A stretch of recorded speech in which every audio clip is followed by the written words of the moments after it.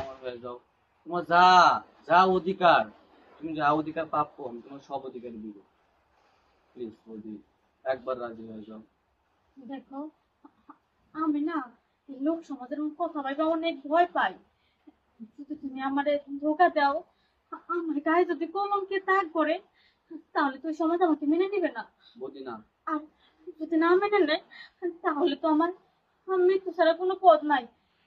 আমি এত বড় পাপে লিপ্ত হতে পারবো না। তুমি প্লিজ আমাকে বৌদি, মাফ করে দাও। বৌদি প্লিজ বৌদি দেখো, তোমার জন্য আমি কি করি না বলো।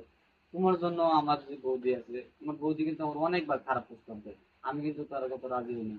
কারণ তার মধ্যে সবকিছুই আছে কিন্তু তার মনটা নাই। বৌদি তোমার মধ্যে এই মনটা আমি দেখতে পাচ্ছি। বৌদি প্লিজ বৌদি রাজি হয়ে যাও।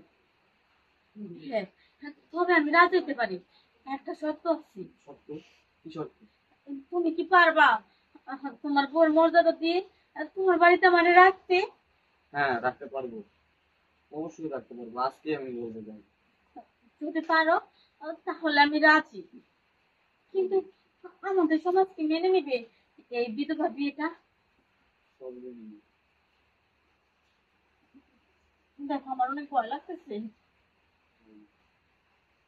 কে বলবো?